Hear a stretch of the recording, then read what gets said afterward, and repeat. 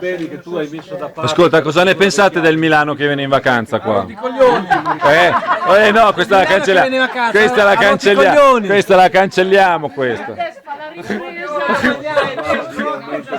Katia, tu cosa ne pensi del Milano che viene in vacanza? È una felicità.